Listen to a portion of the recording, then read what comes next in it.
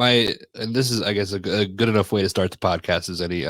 This is take the pictures. I had this idea to where I don't know how it would work out, but you would have a cream pie, you would throw it, and through video magic, I would have it in my mouth. Oh man. I didn't have time to run to the store. I'm barely here on time. I've got a new baby at home, so Oh life. no. Yeah, it's a highway. That's what Rascal. That's what that song's about. It's about having a. Exactly. Yeah. Um, but speaking of cream pies, I am joined here by Reyhan Inteus, who is the Cream Pie Papi, none other. How you doing? Thanks for having me, man. Thank you. Yeah, my motto is get the awkward stuff out first. Yeah. You know, Well, I mean, people, everything is kind of awkward though. So yeah, life is awkward. yeah. What's the most like? Do you have a moment that you like? When I say like, what is one moment that you can take back? Like not like as a regret, but just like we all have that awkward moment that you think about, like when you're trying to sleep, and then all of a sudden you flash back. Oh man. That's that's a really good question. Um, I don't know if I don't see it's hard for me because I kind of live in awkward moments. Like Yeah, it's my thing. Like I like to make things awkward. So to say take back would be weird. Like the weirdest thing would be like some eye contact I made with a girl or something. yeah, Like today in the gym, there's like, everybody has like their gym crush or whatever. yeah, Like that person that, you eye, even though you try not to eye people, you yeah, still eye them a little more than you eye everybody else or whatever. And you try not to, look awkward in front of them or, yeah, don't let anything weird happen. So like today, and this is just fresh off the top of my head. Today I was in the gym and I was working out with my sister, and I just got finished doing a set, and no set ends without me saying "fuck" at the end. That's just how all yeah, my sets end. Yeah, fuck, like because that means I'm burnt. yeah, So I get finished doing the set, and I go fuck, and as I say fuck, I look up, and my gym crush is like looking right at me, yeah, and then there's that moment of, okay, do I play it cool or do I be Rayhan? And I don't have time to really choose, so I always go default, which is be Rayhan. And so as she's looking at me, I just go, and I was just like, as I'm pointing, I'm like, why the fuck did you do that? And my yeah, sister just starts busting out laughing, and the girl starts laughing too, and just like walks off. And I was like, yeah, that's pretty on brand with like me right there. So yeah, like maybe that stuff like that yeah, would be like stuff I would be like, then maybe I wish I would have had an extra second to kind of compose myself before it yeah. happened. Yeah. I Other have, than that, I don't really have awkward yeah, moments for me. So I have too many to count. The one that like haunts me is in college I did like I helped with the audio video for sports.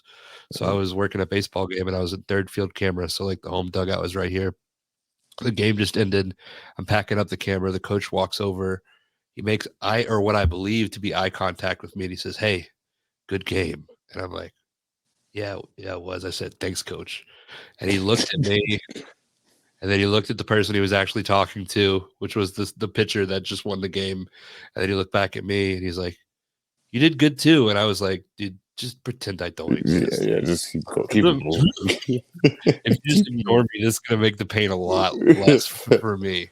I would Uh, appreciate if you didn't bring attention to this. Like, yeah, yeah, yeah, yeah. I've never wanted to be more dead in my life. So let's just, but yeah, yeah, that's an awkward moment for me. Where can everybody find you on social medias? We're going right into a segue list. so Instagram and I believe X or Twitter should be the same, which is Reyhan Inteus, or I am Reyhan Inteus. Honestly, I don't know. It's really hard for me to keep track with it after the name switch because Montana Black was just basic everywhere. Montana Black Pro, but Yeah, all the easy ones for Reyhan Inteus were taken, which is weird because it's not a regular yeah, name. yeah. So, but I believe it's Reyhan Inteus on Instagram, and then it's either Reyhan Inteus on X or I am Reyhan Inteus um, Okay. on X, one or the other. But that's I still have TikTok. I don't use it as much anymore. Rather than just watching other people's Yeah. videos. I might get back into it, but as of right now, I'm not putting any content out there. But I believe that's it for social media. What is your biggest like TikTok guilty pleasure? Oh man, guilty pleasure. Like, what's like the weirdest side of TikTok that you're on that you like secretly love? Oh my gosh, prison TikTok is Really? like, Yeah. yeah, it's just first of all, anytime this the first, okay, them getting phones inside of prison is Yeah. just hilarious to me. Always has been hilarious to me in the first place. Yeah. Um, some of the stuff they do on that is just crazy. I'm like, the fact that they get away with it Yeah. and record it and put it on the internet Yeah. is just downright hilarious to me. So The balls. yeah, the wall like it's so crazy. So um that is a weird side of TikTok um that I've been on. And then I found this one TikTok that was just really weird. Well, it wasn't weird, but it was I don't know how I ended up on this page. Yeah. It's like Bat Cat, and it's like this guy and his cat, and he has like cards placed out, almost like Cards Against Humanity style type Right. cards. I think they are Cards Against Humanity cards, but he'll Yeah. ask the cat a question and let the cat pick an Okay. answer based off the question. I have like 4 or 5 cards laid out, and it's always like this really twisted dark humor. Like Yeah. I can't think one off the top of my head, but it's always like really twisted dark humor, like Uh, really dark humor. So like the anytime I see one of his videos pop up, I'll click on that and go down a rabbit rabbit hole. hole Yeah. videos, man. Um, that one, and then there's this one with this guy who has given his dog like audio buttons. Oh yeah, I've seen He those. could, yeah, and so like it's always one that calls the dude a bitch that makes me laugh. Oh yeah, those are like, Uh, yeah. so Mark James made me aware of a podcast that you have today, Oh which the fact that you have this podcast makes me know that you might appreciate this, but it's just a life hack for you. Make yourself a TikTok for when you're high. yes. So when you're high, scroll through TikTok, and if you find a video that you really vibe with, send it to that other TikTok. And then you go on that TikTok and you like it, and all of a sudden you have a feed that's tailored to everything that you want when you're high. Oh, I like that. That's a Yeah, good idea. it is a great idea. Yeah. Uh, and then like you let your friends know about it, and then when they're high, they'll send you TikToks, and it's just like this perfect little ecosystem of a good time. It's a good way to cheat the Yeah, algorithm to give you some good videos. Love that. yeah, All right. Yeah, we're gonna try that. We're gonna try that. yeah. I like that. Yeah, anybody out there can take that. I'm not Oh, saying that I ever partake in those things um, or have one of those, but it's just something that I heard. Um, and then before we hop into the pictures, I do just have a question. You are the Cream Pie Papi. I am. You've been taking the world by storm with your cream pies. I just got to know: is there a cream pie etiquette, Uh yeah. or is it the I Wild mean West? it's anything goes with consent, That's the Okay. main thing with consent. Other than that, it's come as you are and come as you please, if I can say that. Yeah, You yeah, know. you can. Yeah, Uh, or where you please, I guess. and then, do you have a dream pie, like a dream cream pie? Oh man, that's a big question. Dream cream pie. Oh man. Oh, yeah,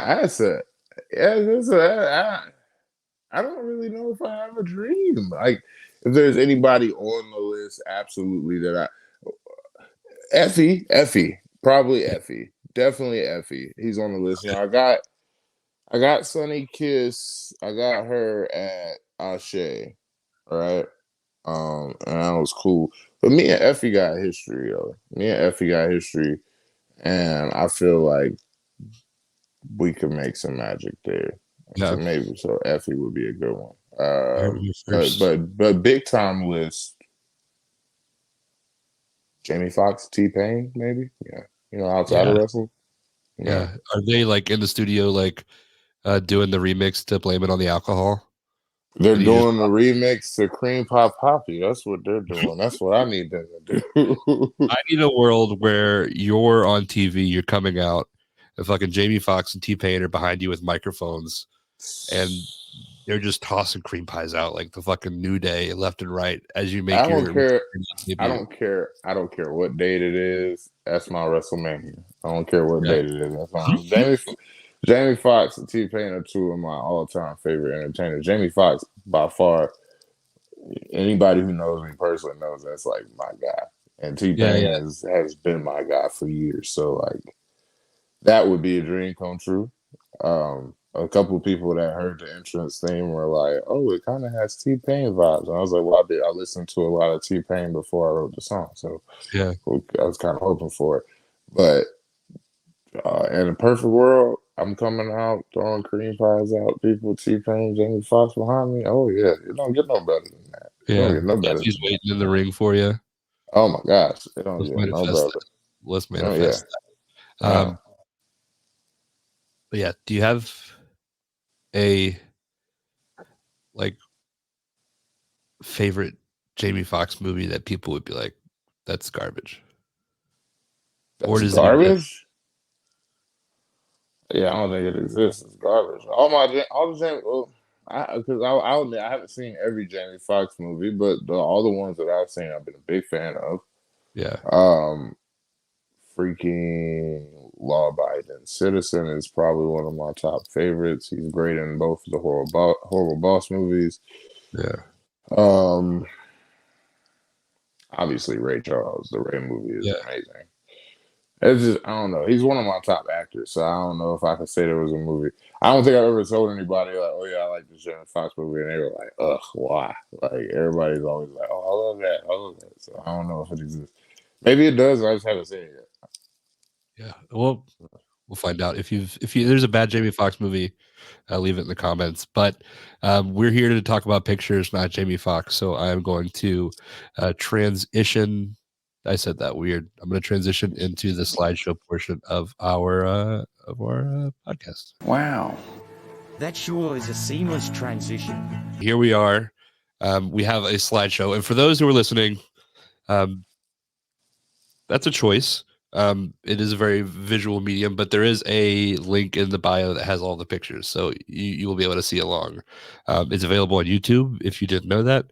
But yeah, we're gonna dive right in to take the pictures. And this first picture, I had two pictures that I brought in. So you provided me the most pictures I've ever gotten, and that's amazing. And they're all good pictures. So um, I didn't have a lot of room to add on, or we would have been here for like 3 days.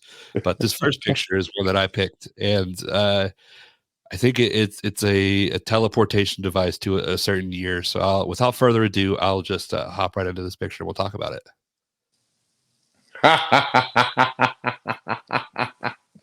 Ah man. Oh man. Do Well, you let's think talk that the about it. cream pie poppy exists in that young man, or is He's the in cream? there. He's in there somewhere. That's 2007. That was a big year for that guy. Man. Oh, what was that? I had no friends. I had no friends. They let me dress like that. I used to go out in public like that. Like, legit. I thought it was cool too. That's crazy. Yeah, That's my razor though. You see them? I had the Motorola yeah. razor too. Yeah. The razors were the shit. Yeah, I used to abuse people with mine. It wasn't good, like at Oh, all. Like people would piss me off or say something stupid, and I'd be like, "Hey, guess what?" And they'd be like, "What?" And I'll flip it out and be like, oh "Razor," yeah, and swipe their neck with it. It was not a good time. yeah, I mean, it was for me, but not for other people. yeah, yeah. I also had a Crazer. I don't know if you remember the Crazer. It's the I miniature version. do, I Yeah, do. I wanted to get one. I wanted to get one, but I yeah, didn't. I never got it. yeah. I love the fact that so much more effort had to be put in for this picture being made available online too. Yeah. It wasn't like there was a Facebook app. You had to like text the Facebook number. Remember? Yeah. Yeah, Like, this is so. Yeah, it was either you texted the Facebook number or you had like a digital camera that you loaded up to the computer and loaded it up that way. I had both ways, but yeah, this was in my first apartment. You know, I just got my new adult freedom, and didn't have a digital camera. My dad had one, but you try not to use your people's stuff too much because you yeah. don't want them to be like, you're not really independent or whatever. So, uh, so I thought I was doing good stuff. I had a nice car. I had an apartment we had overloaded it. We found a way to cheat the system. It was a 3 bedroom with 4 roommates. So Yeah. it was really cheap. But I mean, things were cheap back then. It's like we were paying $190 a piece for That a three is bed for a 3 bedroom apartment. Come on now. that's crazy. That makes me Right. hurt. Yeah, yeah. That makes me cry. I miss those days. Yeah. Oh, yeah. I'm in the process of like applying for a new apartment because we're about to move, and at 100.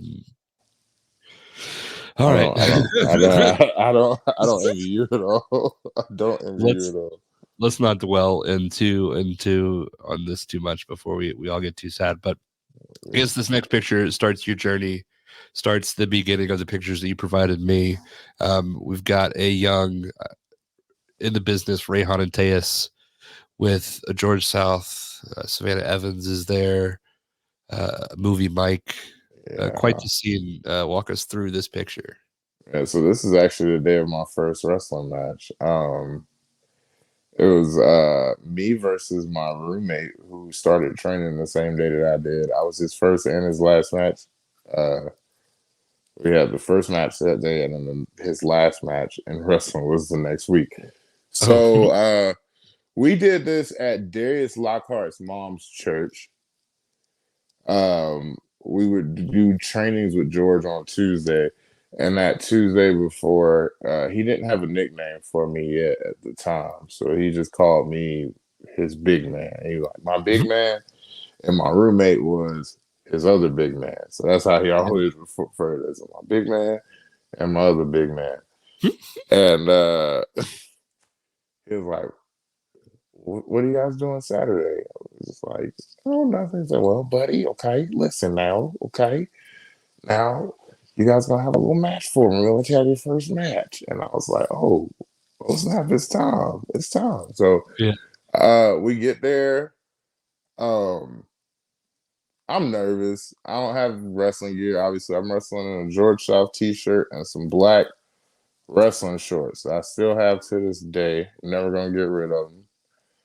Uh, and some socks and some busted up wrestling shoes, or not even wrestling shoes, just like sneakers. And man, it was bad. It was a really bad match. Um, but it's your first match. It's supposed to be, right? yeah, So, just a lot of really stiff shots that, roommates who've probably been holding in a lot of pent yeah. up aggression toward each other are just really letting out because they get to hit each other with no consequence. That's for So, the last of the milk. right, I had to cover you on rent last month. Take this Yeah, out for me, so like stuff like that. Moves not really looking good. Then realizing, oh shit, this motherfucker's heavier than I thought he was. I'm trying to lift for stuff, and yeah, I don't know. I wasn't athletic at the time. I wasn't working out regularly. I wasn't exercise like the majority of my exercise was the wrestling training I would do during the week. And yeah, then like we had like a decent, gym apartment in our complex that we would go to, but we weren't serious about getting in shape. So like yeah, it wasn't movement wise, it wasn't good either. It was really bad. But the whole day itself was really fun. And George, always encouraging to me. It was like, really good for your first match, buddy. I was really proud of you. It's just a start. It's gonna get better and better from here. I'm like, all right, cool. Thanks, George. Appreciate it.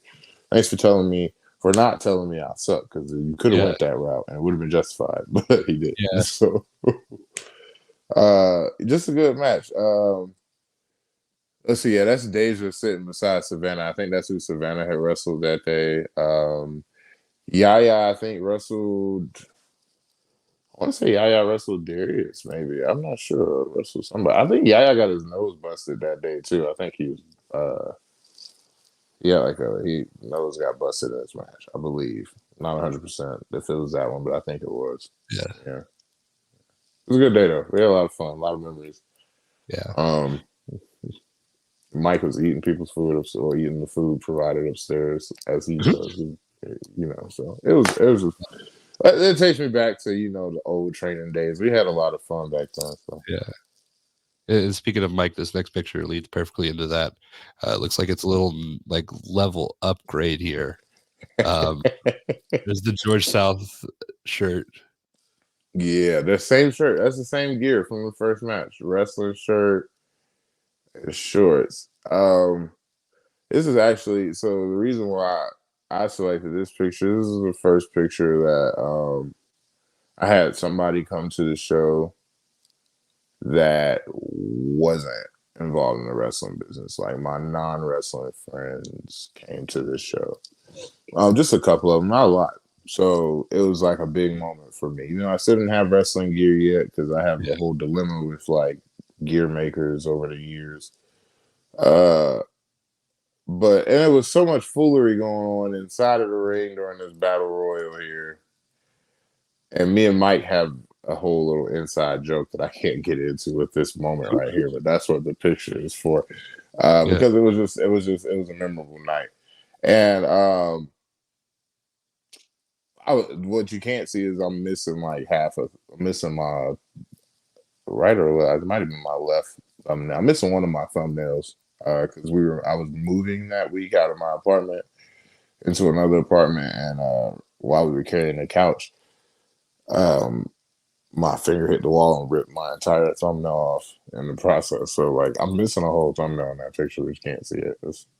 Yeah, that's fucking gnarly. Yeah. Yeah, thumbs like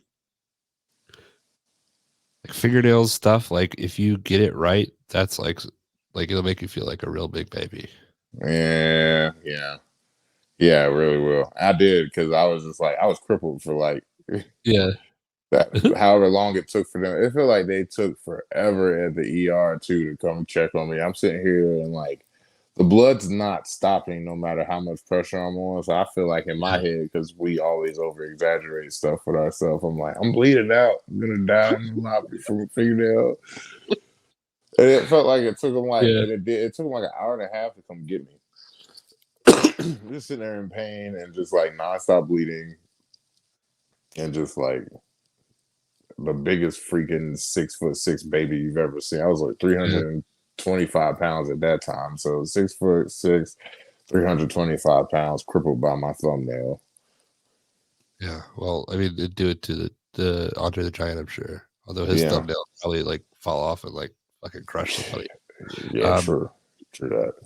So we're still kind of telling the story of training here, and this next picture I think is going to continue to do that job a little bit.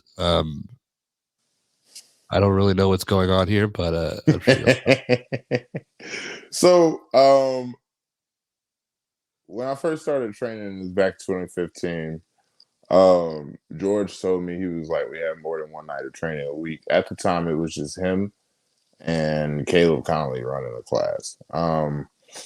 A couple months passed into my training, and Cedric got a training class on Thursday nights. So, we're all going 3 nights a week, trying to make sure we make every night, get as much training as possible. This was one of Ced's first classes. We were doing a drill.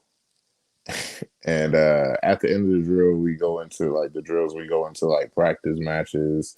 Yeah. And we did this big ass tag. It might have been a scramble. I think it was a scramble. And Swole was the referee for the scramble. And it was just this really random moment where somebody I can't remember who started it. I think it was Sid and Mason Maddox, yeah.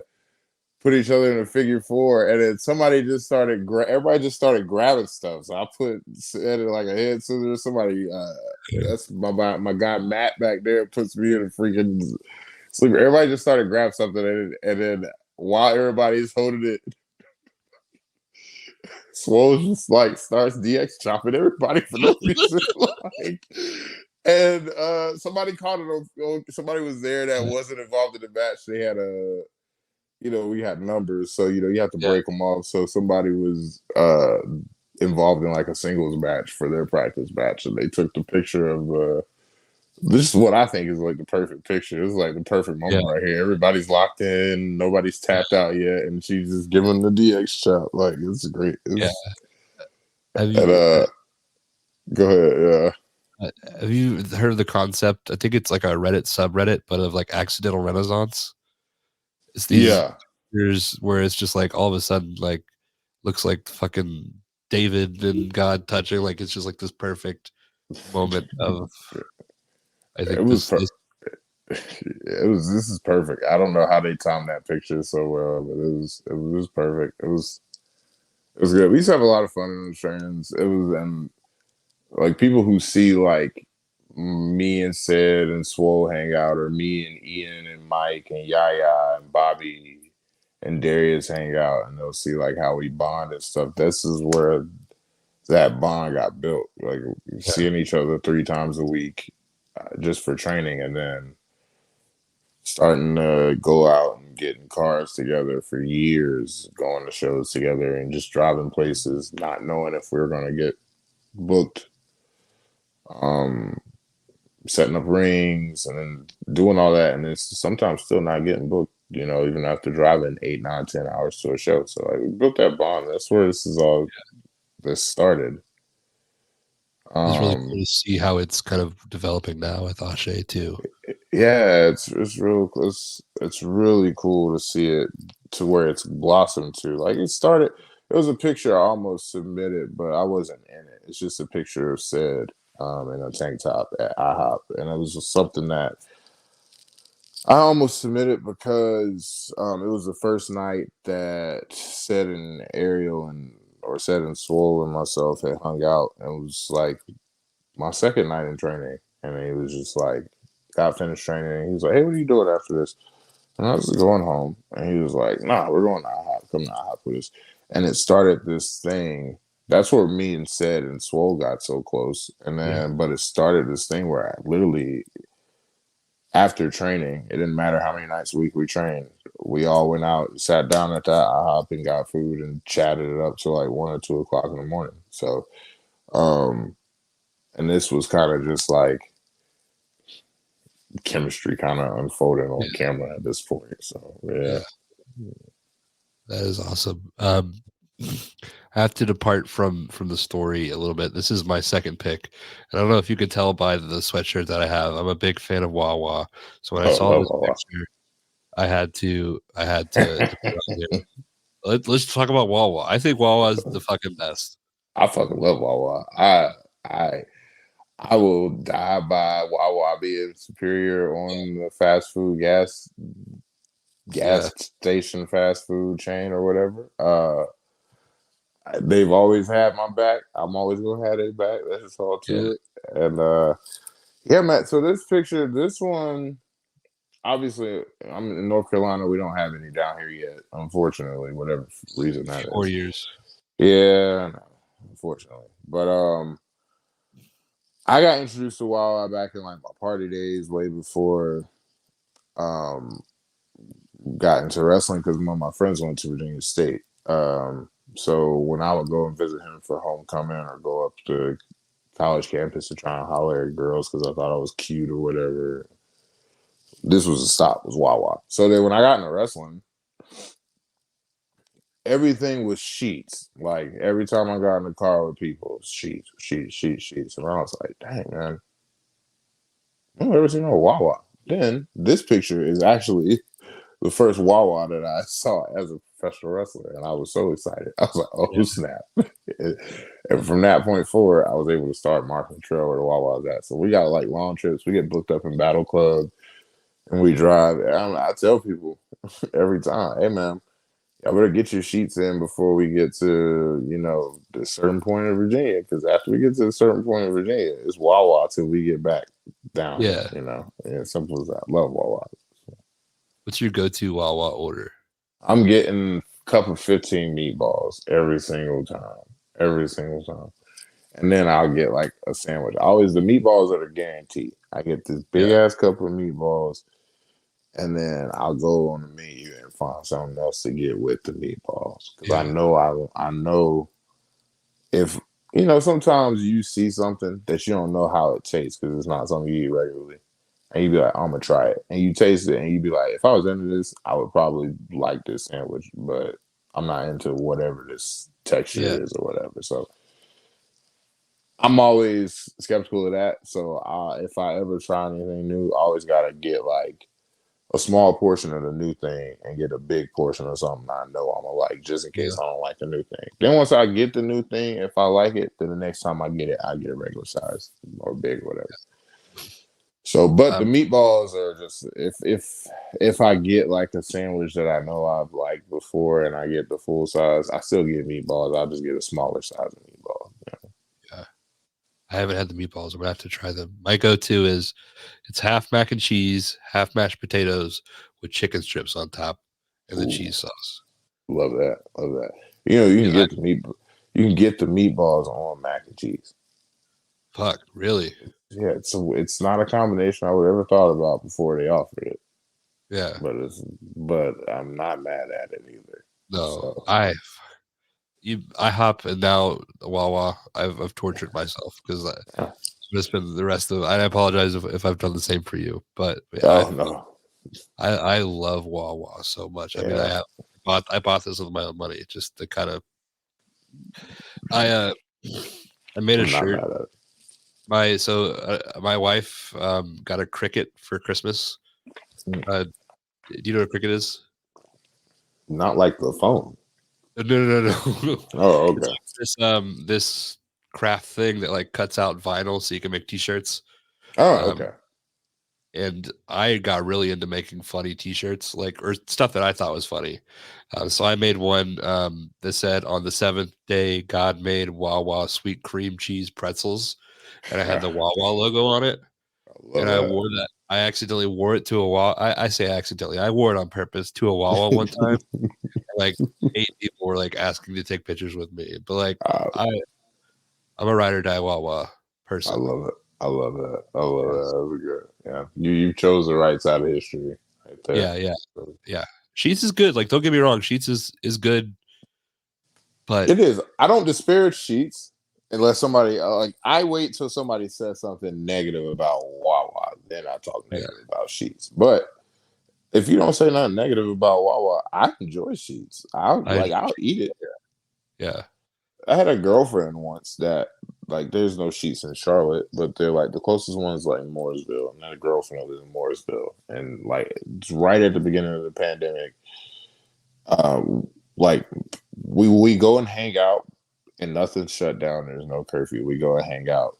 Oh, we have a good time. We enjoy each other's company. Let's do this again. All right, cool. 2 days after that, everything's closed now, and now we got a curfew. So she's like, "What are we gonna do?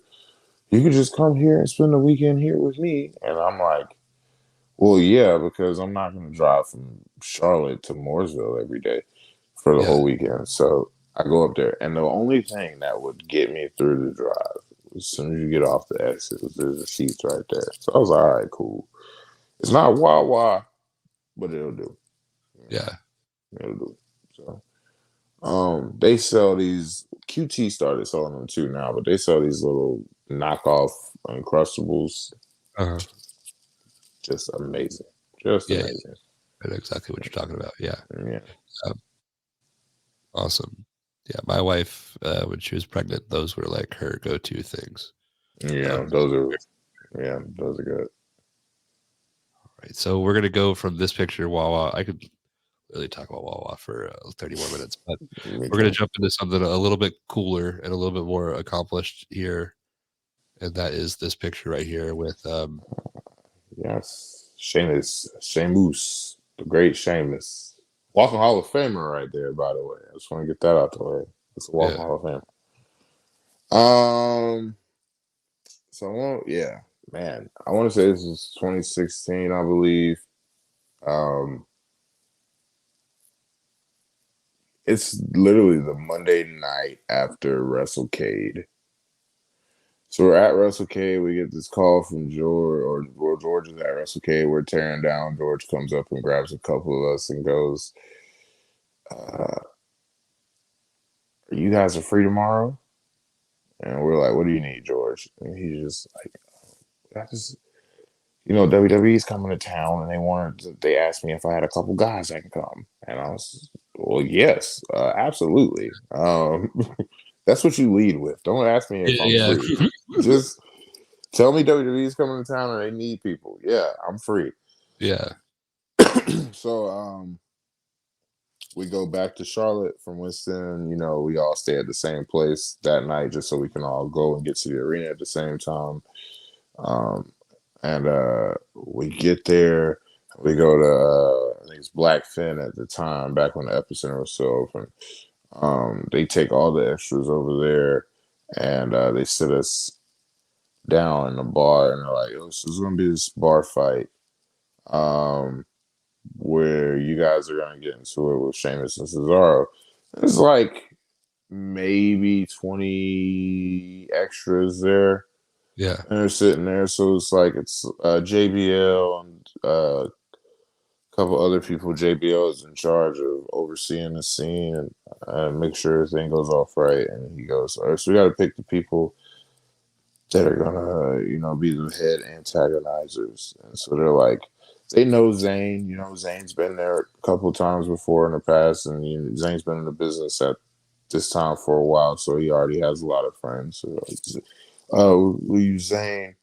And they look over at me, and JBL comes over to me. He goes, "Stand up." And I stand up, and he goes, "Oh yeah, you're perfect. Mhm. We'll use him." And I was like, "Oh, okay, cool." So of course in my head, Yeah. I'm like, "Shoot, JBL said I'm perfect." You know what I'm saying? Yeah. Be signed tomorrow. That ain't Yeah. happen. That ain't happen. So we get in there, we go on the scene, and we do it. Zayn has a really hard time getting the burp out, and it's so hilarious because they just keep feeding him beer after beer Yeah. after beer. And any normal person, yeah, that would have worked. But if you know Zayn, Yeah. Zayn has a very high beer tolerance. So what would work for a normal person ain't gonna work for Zayn. So Zayn got drunk for free on WWE's dime, which was amazing. And we start going through. They're going through the lines. They're going through the lines, and we're walking through it. And we get to the part with me and Sheamus, and the line's like, "Oh, get your ass kicked." And I was like, "Oh, we're supposed to be annoying." So I was like, "All right, well, I'm gonna say ass. Ooh, excuse me, arse." And I was like, "Well, maybe I shouldn't because you might get in trouble." Um, but I was like, "Nah, we'll just swing it and see." And if they slap me on the hand for it, they just slap me on the hand for it. And in my head, I was like, they've had to shoot Zayn burping 20 times. If they got to reshoot me once, it can't be Yeah. that bad, right? Um, so I said it, and we get finished shooting it, and JBL goes, "Who told you to say ours?" And I said, "Nobody." And he goes, "I like that. That was good." I said, "Oh, okay." Whew. Thank God. So nervous. So we did that. My biggest regret about this thing. Here's a regret. My biggest regret. So they had told us what to bring to the show, like attire wise, Yeah. right? Which was all black dress attire, and well, they said come dressed up in business casual attire, and then they said bring all black aside with it. So in our heads, we're thinking we're getting security spots, and then they go with this. So they're like, "Oh, just go put some casual clothes on. You guys are in a bar." All I had was what I had.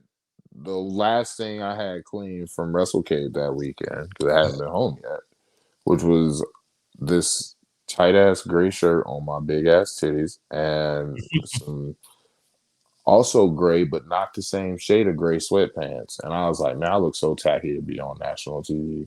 Um, and that was my biggest issue with it. But and you don't see it until like unless you're really paying attention when I go through the table later, and you're just like, oh, he's got on 2 different grades, and I'm like, it's not a big deal to anybody else Yeah. but me, but it Yeah. bothers me though. This is something my brain's telling me I have to say. Reyhan Inteus. Okay, that was good. Yeah, I just had to say it. But yeah, this is fun. Yeah, It nice. was a good night. It was, Seamus cool. yeah, Seamus was cool. We had a lot of good moments that night. So like, Seamus Cesaro was cool. Seamus was like, dude, you're big. I was like, I mean, I'm not taller than him though. It's the thing. Like, we're like eye level, me and him. So I'm like, yeah, I seem big, but I get it because like in wrestling, TV gives a perception that guys are bigger than they are. So Yeah, like, yeah. a lot of the guys in the business aren't that big compared to what you think they are when you see them on TV. So I get it. It's like the opposite of basketball. Like if you see a basketball right, in real life, you're like, what the fuck? right, yeah. I mean, you're taller than I thought you were. Yeah. Yeah. So, but wrestling is the complete opposite. So there was that. There was a moment backstage. We're sitting in catering. That we give Ian hell for all the time. It's so funny. So we're sitting backstage and in catering watching the show after we finished recording the scene, and we hadn't gotten to they take us back out towards the end of the show for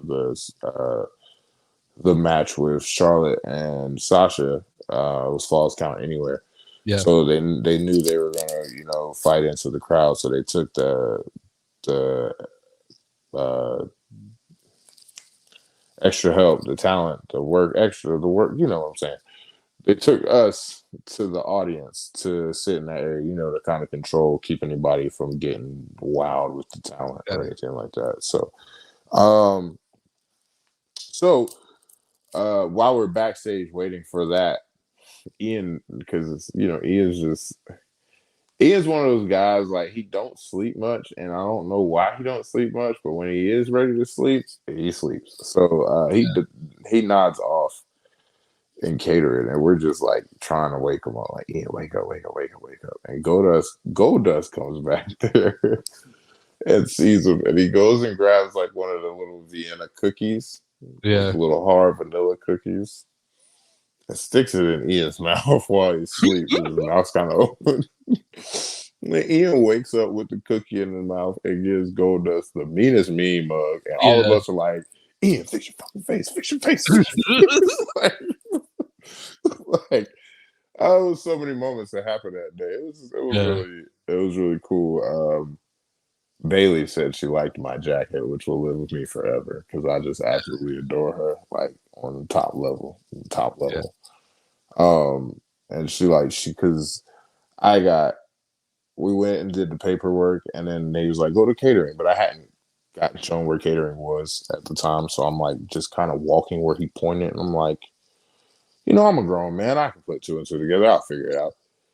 I was not figuring it out. Bailey sees me and she goes, you look lost. I said, I'm looking for catering. She goes, I'll walk with you. That's where I'm going. So we walk.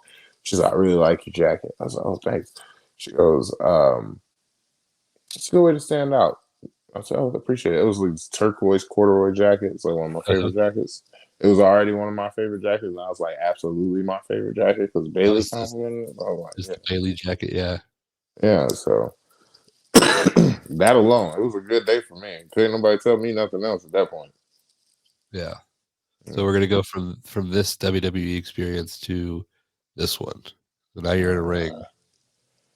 Yeah, so this is actually, so I went to my first WrestleMania right before I started training. I had said probably 2 or 3 years before I started training that I wanted to get into professional wrestling and started looking into a couple different schools to train at.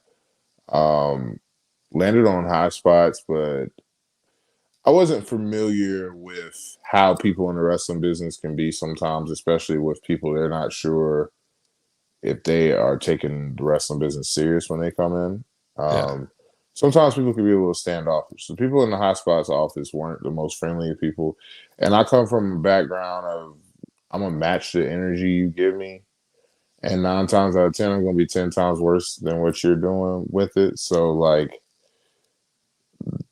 the people in the office they were being kind of snarky and short. So that made me want to be snarky and shorter. So it didn't the first meeting didn't go well. Like there wasn't like an incident or anything that happened. I just left and was like, I looked at my roommate and was like, nah, that ain't it. That ain't the spot.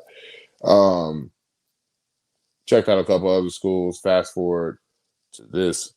We go to WrestleMania San Jose. Um, this is the Mania where Rollins cashes in Money in the Bank. Oh yeah, yeah.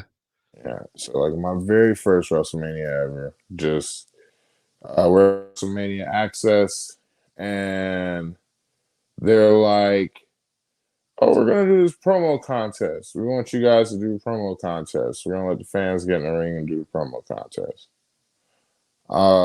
This was me getting selected to be in the finals of the promo contest, and they asked me to cut a promo like The Rock, and they asked me to cut a promo like The Rock against a guy who was cosplaying as Macho Man Randy Savage. Yeah. And this is my very first promo I ever cut ever, like in life, like period, ever. We did that. I did that promo, and I hit all the Rock's little catchphrases. Um, we got done, and the people in the crowd were freaking nuts, like fuck, like just nuts, cheering crazy. The guy who was Macho Man was like, "Dude, that was freaking ridiculous." And I was like, I was nervous as hell, like, like I thought I was gonna pee my pants. So, yeah, it was cool, and I don't know, the whole trip itself was kind of on the fence, but the whole experience itself was what made me be like, you know what? All right, if they're gonna be dicks, they can just be dicks. You can be a dick too. It's not like anybody there can beat my ass or whatever. So Yeah. we call hotspots, and we started. This was the trip that made me officially be like, nah, that's it. I'm getting into it. I'm getting into it, and just the whole trip overall. But this moment in particular, just being in the ring, getting to really just kind of let loose and have fun with a microphone in my hand, getting a reaction from the people that were there that made it let me know it was entertaining. Yeah. It was all that alone was just a moment. Like me and my roommate got back in the car that we had rented when we were out there, and he was like, "Hey man, I'm gonna be real with you. He said, I don't think I've ever seen you look that happy in your life." And he's known me for like at that point in our lives, he's known me for like 15 years. So like him saying that was kind of like, because it was at a point in my time where I was doing a bunch of corporate jobs that I just wasn't happy with. Come home from work, be frustrated, and just be like, man, I gotta find something that when I get done with it, I'm not like at home wanting to drink myself into a coma or something. You know what I'm saying? So, and this was the start of it. This is the start of everything right here. It's amazing. Is that Dolph Ziggler's bulge, or what is that going on the other side of that picture? It is, yes. So um that's another cosplayer Oh, who cosplay. they had cosplayed as Dolph Ziggler for the weekend um in the ring. Uh Juice Robinson had just wrestled like right before this promo. And I think this was the last weekend he was at WrestleMania. I think it was his last weekend with WWE, I believe. I'm not 100% Yeah. sure. But yeah. Okay. Dolph Ziggler's imposter junk. Yeah. Love to see it. This next picture that we love to see, and this is why I love this podcast, because you would never know looking at this picture that this was like a starting point for where you are today, and like a life changing moment. Um, well, yeah, we'll go from there to Wale. Same exact weekend. So,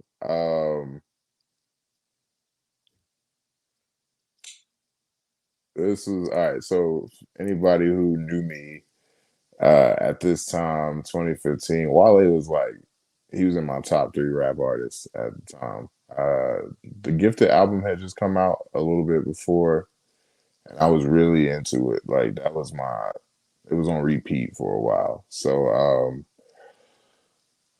I knew he was a wrestling fan, and this being like my first WrestleMania weekend, like I knew it was gonna be a big experience, but I didn't know how many people you would see like just out in the open walking Yeah. around that were like, notoriety. So like this picture was actually so this weekend was the weekend that NXT didn't have like takeovers or anything yet, right? And they weren't doing WrestleMania shows. So at WrestleMania Access, Triple H came out and asked people what they would do if he announced that they were going to do a last minute NXT show. Um, and asked if people would be interested in that. Everybody freaking cheered. He was like, all right, cool. Tickets going to go sell in 30 minutes, first come, first serve. So as soon as he said that, everybody starts rushing out of the building because he tells everybody, you got to buy them at the arena. You can't buy them online. So everybody starts rushing out, trying to get over there and get in line quick. So as we're running out, I see like Triple H is still making the announcement. I'm like, I know what he's saying. He's saying you got to get over there first. Let's leave now before everybody starts moving. So because I hate traffic, so we start walking. As we're walking out, I see Wale, and I'm like, well, we're about to lose at least 30 seconds worth of time because I gotta ask him for a picture. Yeah. So I do. It was a moment with this picture. Wally was trying to get out of there, and he did. I was doing the one thing that fans do that we always talk about as wrestlers, where not every celebrity don't want the picture or whatever. But I Yeah. wasn't like I didn't pester him about it. I just asked. You know, he had just got finished taking a picture with a fan, so I was like, "Hey, yo, Wale, big fan. You mind if I get a picture real quick?" I could tell he didn't really want to take the picture, but he just started posing. So I got beside him and I posed real quick or whatever and took the picture. And then he had a couple words with his security guard afterward, and I was just like, yeah, I knew he didn't want to take the picture.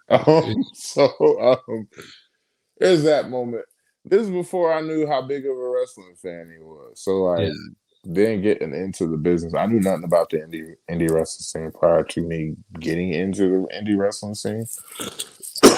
All I knew was WWE. So like getting into the business and then seeing that he does Wale Mania, I was like, all right, well now I have a goal of being a Wale Mania guest because I need to recreate this picture Yeah. at some point. So so that's on my goals. One of my wrestling goals: be a guest at Wale Mania, so I can recreate this joint. I love that. Well, now we have maybe this will get out there. We'll Yeah, tag Wale. We'll see. hopefully, Or we'll if you're like, see. nah, fuck that guy. He's like, I missed out on. He might be like, I remember exactly what the Yeah. fuck he is. I didn't want to take that damn picture. Oh, yeah. And for those you can't see it because it's cropped here, but it's a Snapchat picture, and it just says "ran into Wale" or something on the bottom of it. Yeah, Yeah. read So it a while. yeah. And actually, his song was. I'm ready to tell you, we got in the car and cranked with the car to go get the NXT tickets, and because we were in the middle of listening to his album, so like as soon as we got the car cranked it up, he was like, "Fucking Mark." I said, "Shut up." I said, "It was already on, and you know this." Amazing. Uh, I had no idea. Like, I tried to do these in order, Mm, and I really fumbled the ball with these last two pictures because they're very out of order. So this next picture is gonna seem like a bit of a jump. Um, okay. oh, I changed it on my other screen, not this one. Boom. Oh, Wow. back to the wrestling. Yeah. All right. So this is the group known as the Power right here. So, um, from left to right. Movie Mike, Ian Maxwell, myself, obviously, Yaya, the gifted one, Yaya, and Bobby Valentine right there. So all High Spots kids. We got dubbed.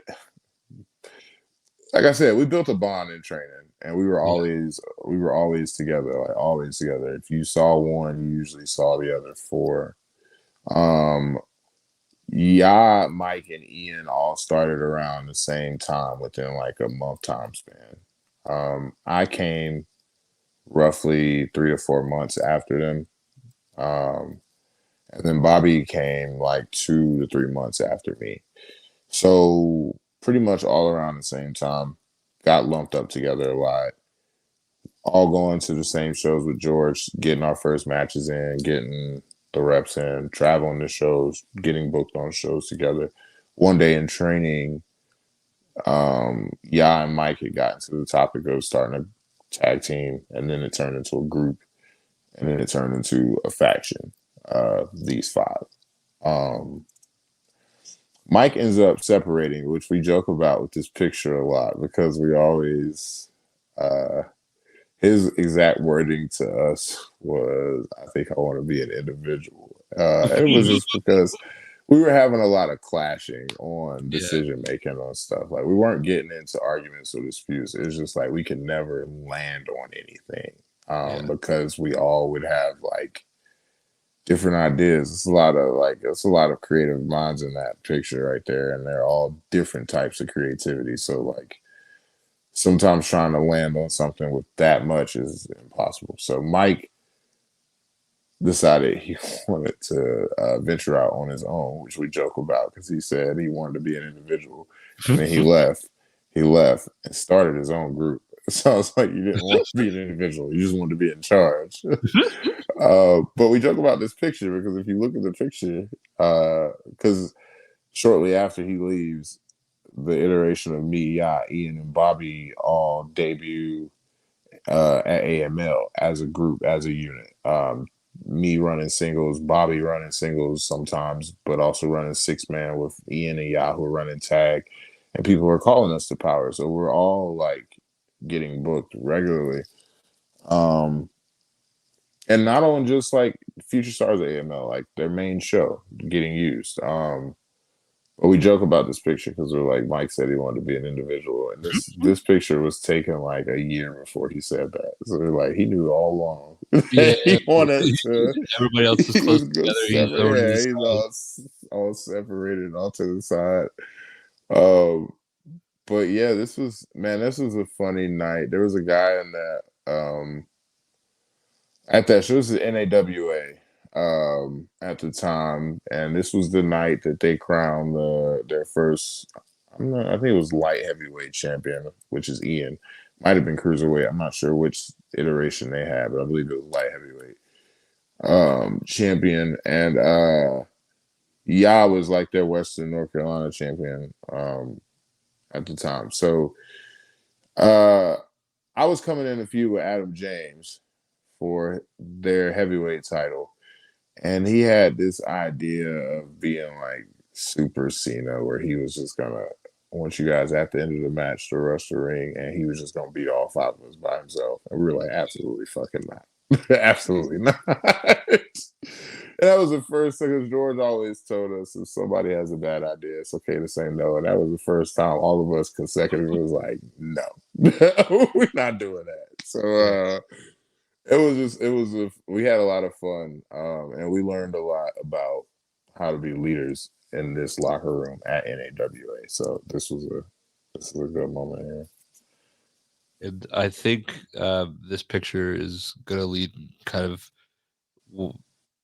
I think it's a nice contrast from this group to this next picture here that we have available. Yes. So this picture was taken at Fest. I honestly don't remember the year. This was just a time where like it felt like a lot of people in this picture were on the cusp of something great. Yeah. Um, we don't have to dive into details about it with everybody. But obviously some people got derailed, and plans change. So you've got obviously Trish Adora up front, who's doing amazing things still, um, over ROH, AEW, and with the infantry. And she was the first Pan African champion, which is where this picture was taken. This was right after she won the title. Yeah. I believe like the first weekend after she won the title too. Um, Timmy Lou, who always has been great in the ring, and was and is still one of my mentors in the business as far as in ring things of that nature. He's always kind of helped coach and guide me in certain ways. And Timmy's just one of those guys that just like I'm always amazed when I watch him in the ring. So like, just one of those things. Saeed Al Sabah is like him and Treehouse. Treehouse isn't in the picture, but him and Tree are just like two of the most mysterious enigmas I've ever met in my life. It's like you try and understand certain people, Yeah. and you just can't. And then you have certain people that you don't understand, and you're okay with not understanding them. And that's Saeed, because brother operates on a different level, and that's mentally and in the ring. And I think it's the fact that it's so unique is what makes it so special. So like, Yeah. anytime I see him or get the opportunity to be around him, it's just a blessing. Darius, I obviously can't say enough positive things about, like none whatsoever. That's my brother for life. Um,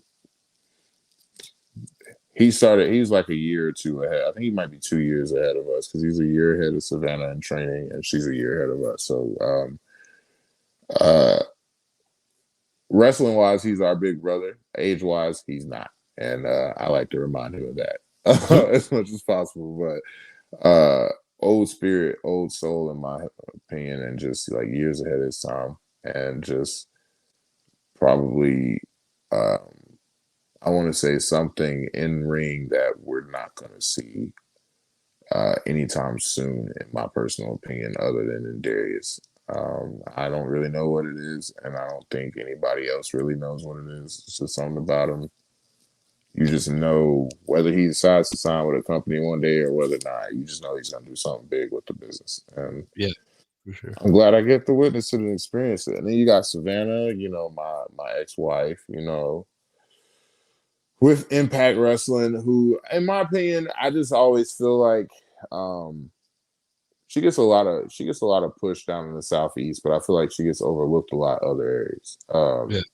I feel like I've always been a big advocate of like she should get the ball a lot more, or the opportunity to run with the ball a lot more in places. And people will say that's partially booking, people will say partially that's on the wrestler. I think it's a nice, healthy balance of 50-50, really.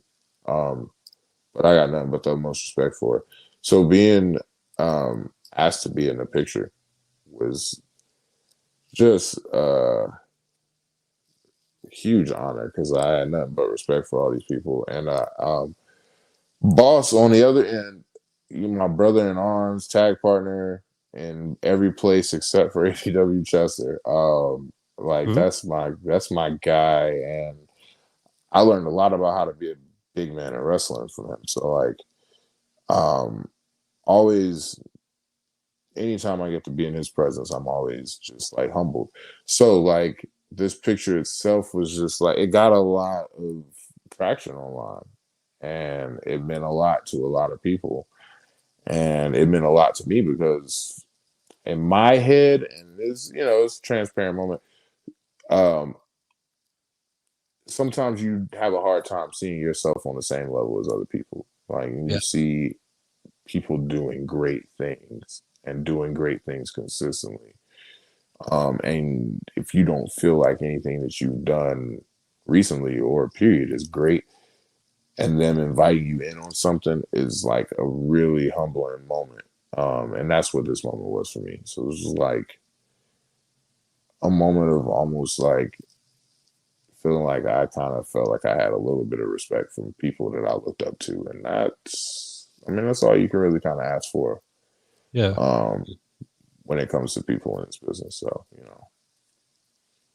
Yeah. Everybody in this picture still doing great shit.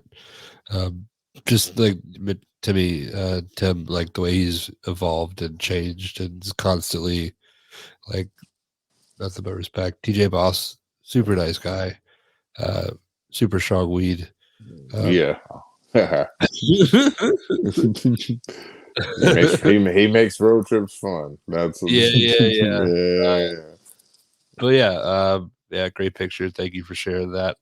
And the story that goes along with it. This next picture. Well, every picture is a story, but we'll hop right into that. Ah man. So this will I can't say forever will be, but at the moment it still stands as my favorite match of all time. Um, this is an AML. It's the last man standing match between me and Yaya. The story leaks back into the other pictures with the power. So after I got out of the hospital with leukemia and got back into wrestling, AML got really behind us because they saw that the crowd was really behind us. There was just something there, something with the fans at AML that just they loved us. They loved me. They loved Ya. They loved Ian. They loved Bobby. They loved all four of us in any iteration that you gave us. Yaya, as he does when everybody likes something, likes to do stuff that they don't like, which is just Yaya. He's like, I'm going heel. I'm turning on everybody. And I said, okay. This is why. Like, he wanted to test himself. And anytime one of my homeboys is like, I want to test myself, I can't refute it because like that's how you get better. I'm like, Yeah, all right. The only thing as a real friend that I can do is support it. So yeah, test yourself. Do it. So he turned.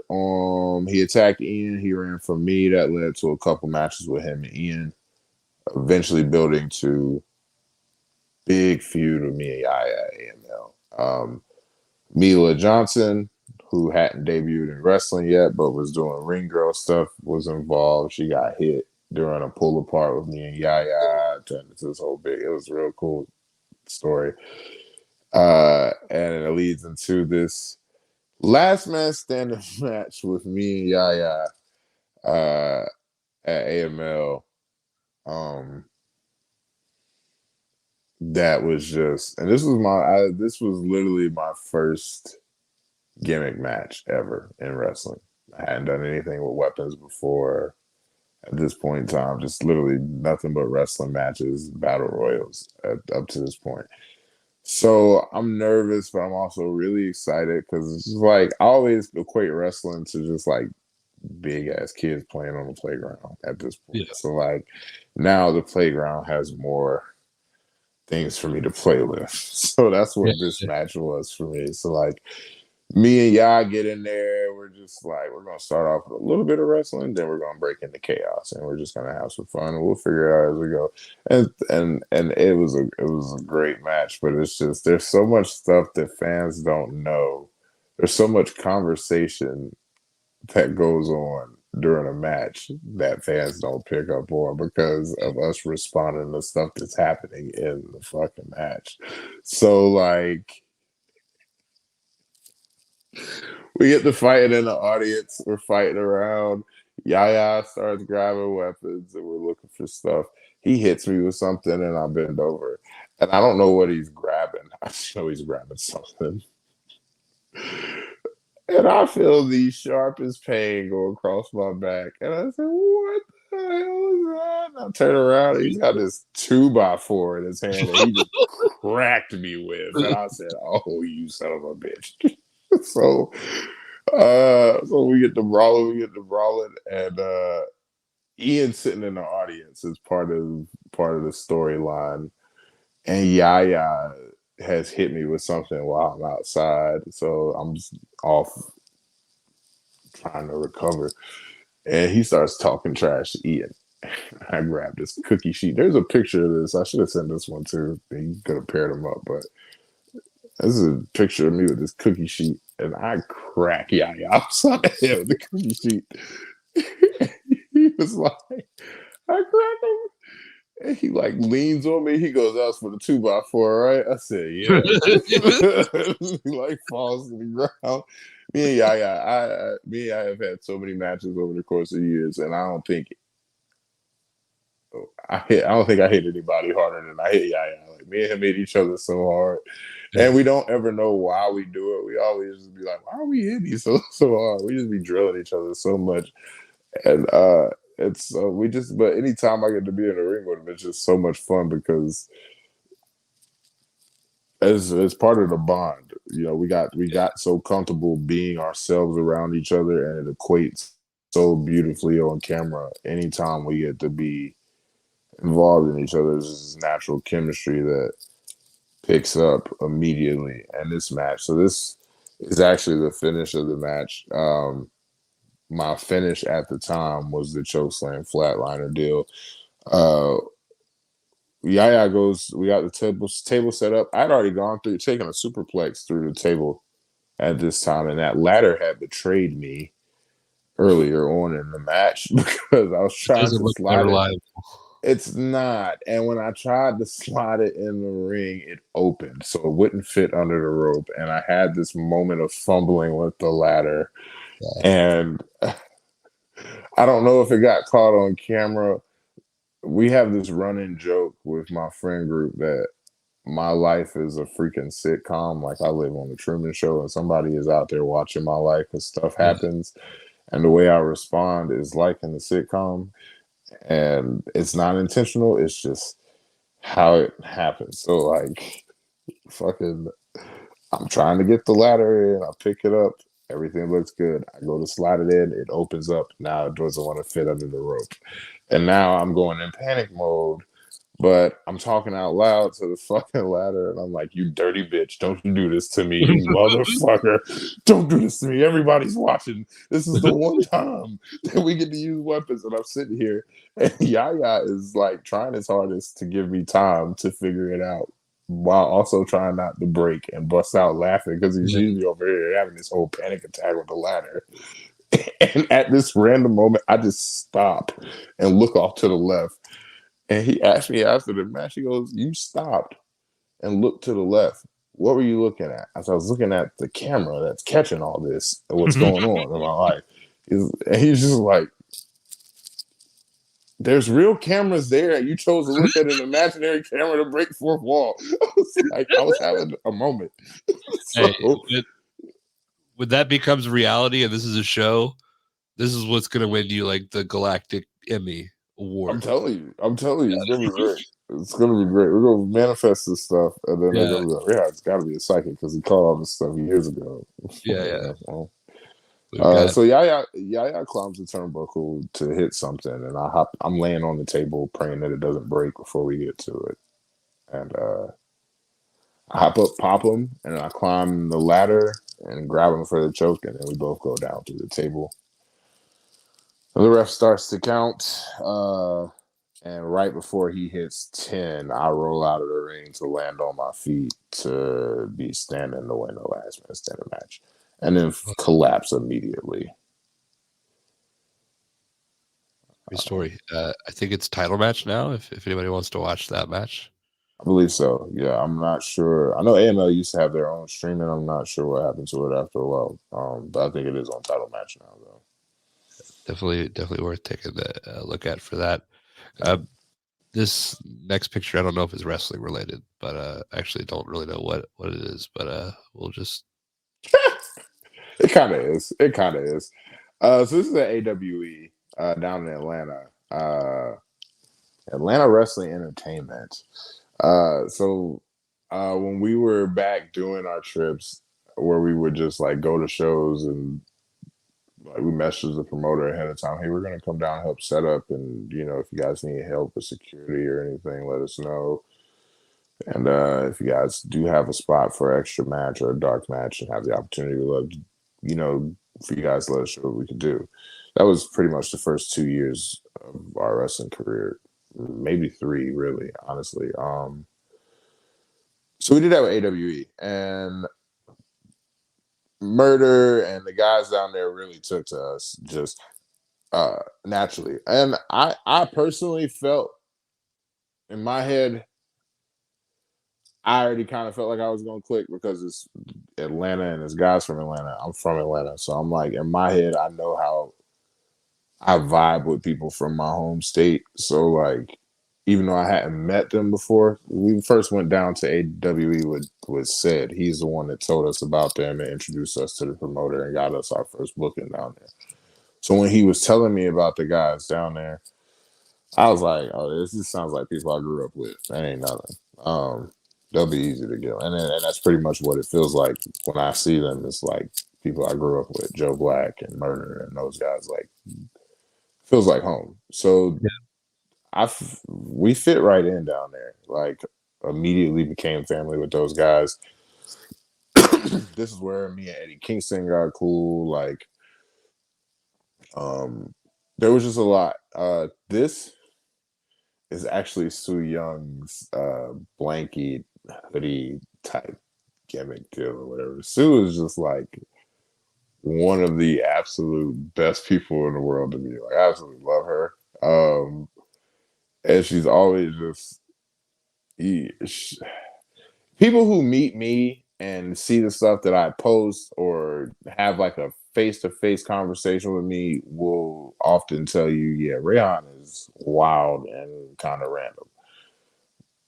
But to me, as random as people think I am, Sue is like 10 times more random than me. And it's the most beautiful thing in the world to me because I never know what she's gonna say. I never know what she's gonna do, but it always leads to like fun time. So just like she's got this blanket hoodie with her this whole weekend.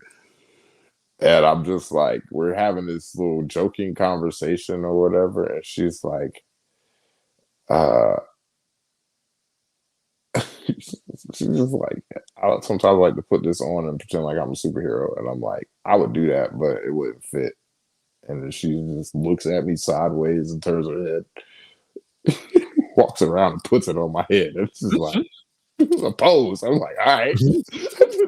And that was the pose you got right there. So it was like this was a very interesting show. There was a lot going on in the show. You could ask Timmy Lou, you could ask William Huckabee, White Mike about this particular AWE show. And they'll have stories for you for days Okay. about this show. A lot went on. I'm not sure if you've ever seen the infamous Huckabee dive where he topples over the rope and Coach Mikey put it in slow motion and put this beautiful music over it. It's amazing. But this is the same day as that show. And there was just, by the time we got finished with Ring Breakdown and all the North Carolina guys were getting ready to go back, and the people in Atlanta were going to Waffle House, and like, we were all talking. Everybody was just like, "This is a really long freaking day with the amount of stuff that happened." Just like in general, it was a lot. But this was one of the happier moments from the day. Just glad to be with Sue. Sue's like one of my favorite Yeah. people just ever. You could also tell me that that's just fucking Al Snow sitting behind you, and I believe you. Honestly, in this business, it could be. You never know, Yeah, really. yeah. Honestly. I don't know what a wild Al Snow might appear. Yeah. This next picture, I'm really excited to hear the story behind because I feel like that's kind of like a clash of beasts, of monsters, of Yeah.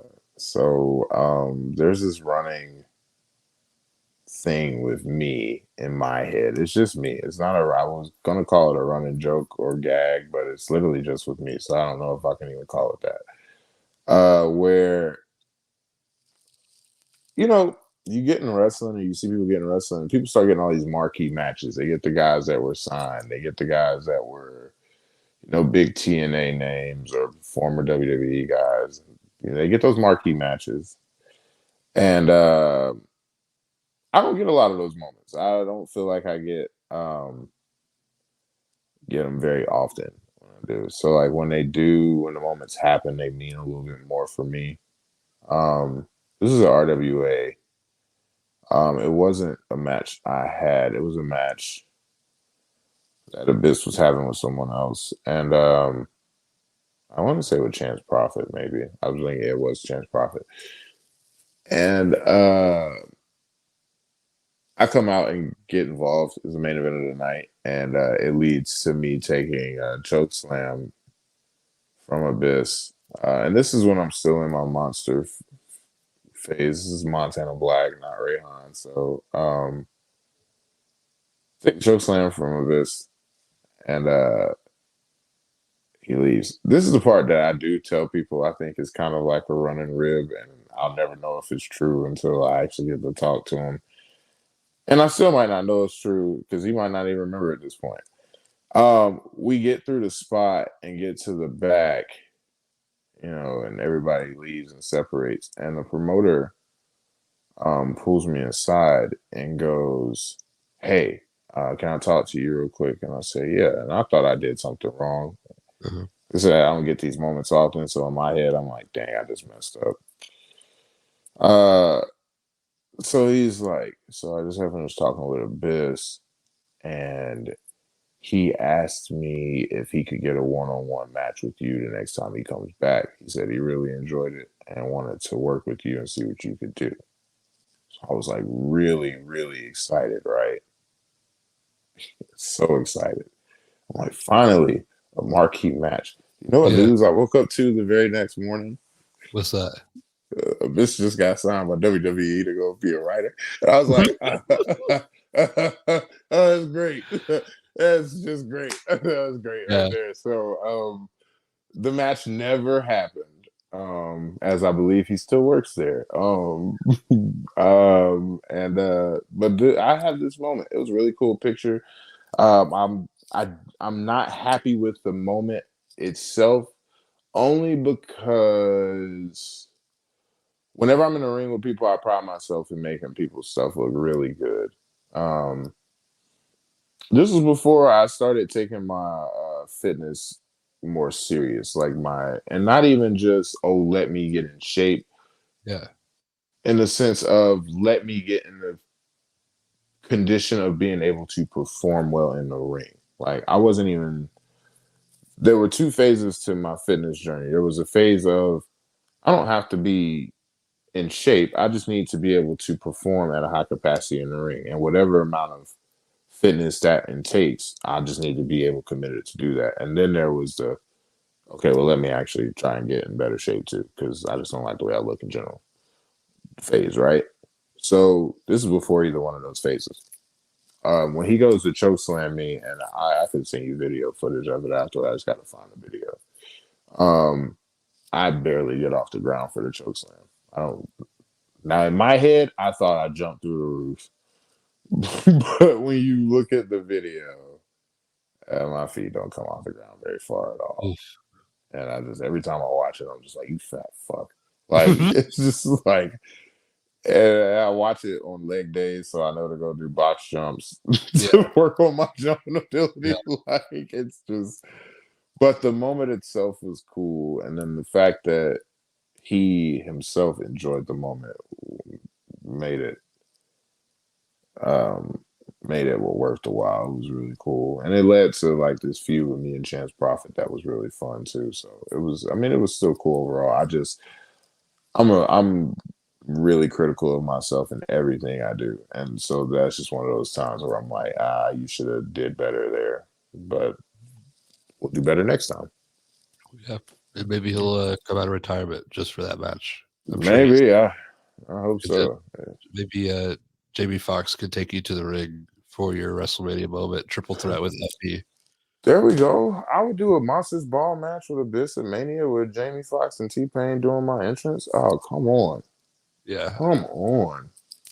Oh, that'd be perfect. Manifest, as Tim says, manifest. As a lot of people Yeah. say. Like I think most associated with him.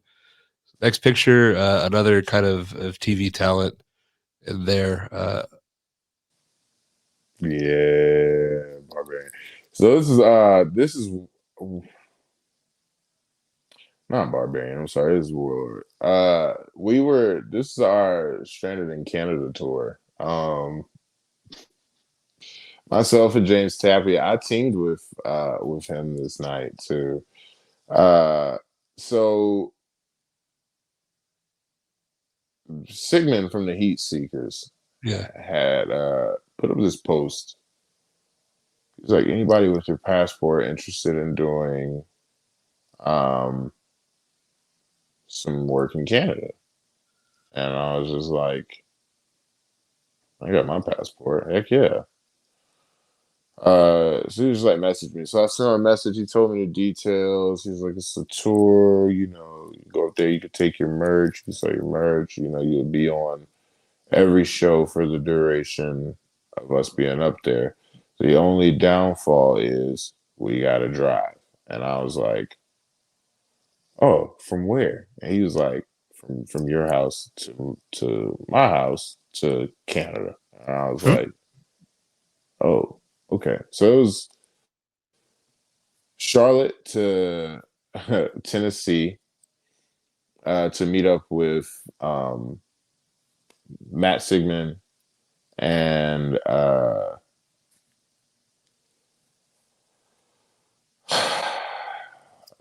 gosh, I forgot his name. I'm gonna be so mad if he hears this. It'll come back to me. To meet up with them. Then we drove to Kentucky to pick up dang, I forgot his name too. That's crazy. This is not good. Then we drove to Minnesota to pick up James Tapia. My guy. Jordan Cage. That's what we got in Kentucky. All right, that's one down. All right, there we go. And then James Tapia in Minnesota from Kentucky, and then Minnesota to Canada to the first show. And as soon as we crossed the border, we hit a deer and totaled the car that we were driving. So just a whole experience. Still made it to every show. One of the girls on the show, one of the wrestlers on the show. So what they did with these tours is they did wrestler houses. They would either get a hotel or cheap motel to put all of the wrestlers in, or the wrestlers in Canada who were staying in that area who had, the ability to do so will let wrestlers come stay with them. Or they would just do one big house where they would rent a big house with Airbnb style and just put all the wrestlers in there in that area for the night or whatever. So they did the big house that one night. And one of the girls on the show who had been cracking up, joking with us goofy Americans the whole time, the whole tour, was like, that house is going to be crowded. We're going to be an hour away from my house. If you guys feel like driving an hour, y'all can just come stay at my place. Okay, cool. This is the same night of this match. So I'm on a high because I just wrestled with a legend. I just teamed with this guy. And after the match, he put me over. And he asked me who my trainer was. And I told him George South. And he was like, George has a good one on his hands. And thanks. I feel good, man. I'm riding this high. And we go to this girl's house. And, it's legal up there. So we're smoking. And having this great time. We're just up goofing, like having this great time. Throughout the course of the conversation, it gets brought up that she's married. And I'm like, well, this looks weird because you're this grown woman by herself in the house with 5 grown American men. And now we find out you're married. So now I'm kind of on the edge. And I'm like, okay. Well, everybody please just be respectful and comfortable. Please, don't be weird. Doesn't get weird. She randomly gets up and I get up and go to the bathroom. I had to pee. And I'm going to be completely honest with you. I had a moment. We were drinking as well. I had a moment of my depth of perception wasn't good. I did not hit the toilet. I hit everything in that bathroom but the toilet and had this big panic moment of trying to clean up for like 15 minutes. So I was gone for a cluster of time. Cleaned up the toilet, Go in there. Everybody's still laughing, joking around, goofing off. I'm like, all right, cool. Nothing happened while I was gone. We're good. Other guy gets up, goes use the bathroom, comes back in, or whatever. She gets up, goes use the bathroom. She goes, somebody peed on the floor and they need to come clean it up. So in my head, I was like, ah, shit, I missed Yeah. cleaning up something. But in everybody else's head, the other guy was the last person in the bathroom, so they blamed him. Yeah. And out of respect to my pride, I just didn't snitch on myself. So I just let him take the blame for peeing on the floor. So he goes and cleans it. Now I told the fellas after the fact because I felt like it was a really funny real. Like, hey man, Yeah. side note, that was my pee. I did know it was mine. I just thought I got outside. But, so he comes out. We're all sitting there. Nobody has said anything. And she like nothing weird. Like we just been keeping the conversation going. Yeah. And she goes, "Oh, so it's you guys think it's about time to wrap it up for tonight so we can get ready for the show tomorrow. I'll be good to go for the show tomorrow." We're like, "Yeah, cool. We can wrap it up." It's like we look up and it's like 4 o'clock in the morning. So we're like, "Oh snap! We didn't realize time had got away from us, and we got to be." The next show is like 4 hours away from where we're at, so we got to be on the road by like 9 or whatever. So we start. She tells us where everybody's sleeping at or whatever, and she goes, "Oh, you can sleep upstairs with me," and I'm like, about it. She goes, "No, no, it'll be cool. It'll be cool." I was like, all right, cool. If you say so, whatever." Um, Nobody's gone anywhere. We're all still sitting in the living room. Her as well. Yeah. We're sitting there talking. And out of nowhere, she just like starts crying, like just breaks down crying. And I'm like, So I'm gonna tell you what goes. I'm gonna tell you what goes through Rayhan's head. I'm a black man in Canada, this white girl's house, and she just started break down crying. And it's 5 other American guys here, and she's married and she's by herself. This doesn't look good. And I'm bigger than everybody here, so I'm pretty sure I'm going down first. Doesn't look good. So I go into panic mode, start texting everybody. All right, what was said while I was in the bathroom that I'm missing that's just now catching up to her? And everybody's like, nothing, no, we don't know what the fuck's going on. So what really, we still don't know what happened. She kicked us out and we left the house at 4 o'clock in the morning and slept in our car because we were an hour away from everybody else and we were pretty sure they were asleep in Canada. So we slept in the parking lot of Tim Hortons because we knew that's what we were eating for breakfast because we were addicted to Tim Hortons. And the next day at the tour, she just acted like nothing happened. And she jokes about it with me online. Now, remember that time I kicked you guys out of the house 4 o'clock in the morning? And I'm like, it's not really something you joke about, but okay. It's weird. It's what we think happened was because she told us her husband worked for the government and that he was out of town for a job. I was like, he probably got cameras in the house and was wondering why there was 5 grown men inside the house, and probably because she looked at her phone before she burst into tears.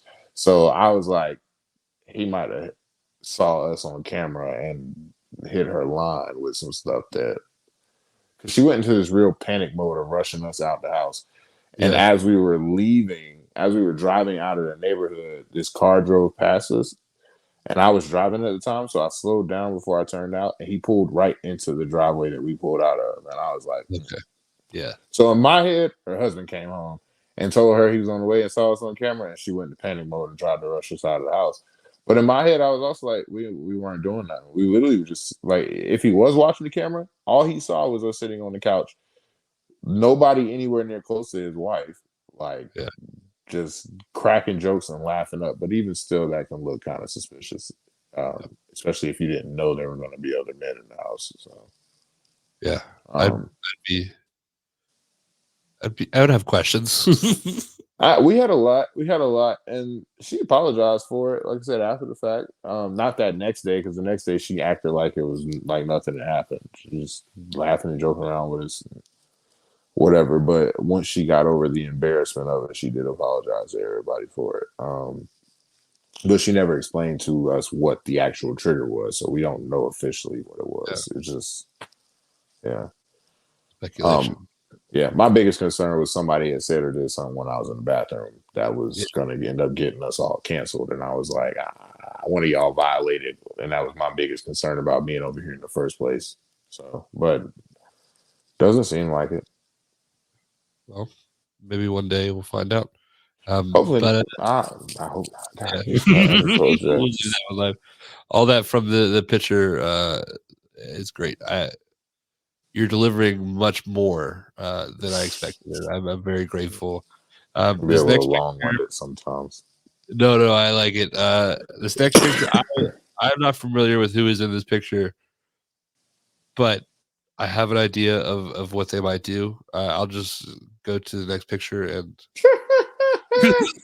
Oh man, Noel Foley. Okay, yeah. So this this was our first WrestleCon in Dallas, Texas. Um, so Hotspots used to do this thing where because WrestleCon is run by the owner of Hotspots, where he would pay the students to come and work the convention. yeah, We would do setup, we would work security. Well, some of us would work security, some of us would work the merch tables for the talents. We would drive people to and from the airport. We were the handlers for everything for the whole weekend. yeah, Um, so Dallas, Texas was the first one, and they paid us for the trip, but he also got us standing room only tickets to WrestleMania in Dallas that year. Um, and we were there, and Noel was like really popping at the time, like super popping. And I had in my life have said multiple times, I'm not good about taking pictures of people, like just in general. yeah, It's not really in my thought. I'm very much I'm enjoying this moment. I'm in the moment, and in my thoughts it's not like, oh, I should get a picture. It's not till, like, after the moment's ended, I'm back home by myself, and I'm like, dang, that would have been a nice moment to get a picture. So when we got in the car to head to Texas, I had told the guys, I was like, hey man, y'all help me do better about taking pictures, especially at an event like this where it's just gonna be people everywhere. Um, so I didn't do a good job about taking pictures. This weekend. This was literally the only picture I got, other than a picture with me and Taylor Hendricks um, post WrestleMania, because she was with us for the show, and so like me and her spent the whole show chatting it up, um, like just talking about a bunch of random stuff. She was a real cool person to sit down and talk to. But this is the only other picture I got with somebody from that weekend, and that was with Noel Foley. Um, and it was a real busy weekend. Like my first time doing any type of wrestling convention. Well, I had done one WrestleCade at this point, but WrestleCade and WrestleCon, two totally different levels. Like totally different levels. Um, So this was the last day of WrestleCon, and we were getting people ready to get on the party bus to go to WrestleMania, and we were just exhausted. And here comes this angel, just smiling and happy like she hadn't been here for 3 or 4 days. And I was just like, Noel, and she goes, yeah, and I go, I know you're busy, but you just look so happy. Can I get a picture? And she goes, absolutely.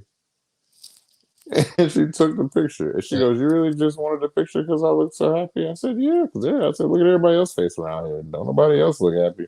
Mhm. And she started laughing. So she took the picture. Yaya, my son, got in the picture with us. And she just, anytime we've had to interact with her, she's just a pleasant person, like just all around. So I I like this picture because I think it really captures just like her soul. And then it's also just like me actually doing what I said I was gonna do and take more pictures with people. I'm still working on it. I'm trying to get better. Sorry, my computer's about to die. Oh, I So love I'm it. trying to plug it. I'm not like ignoring you. No, you're good. You're good. I can take this with me. Hmm.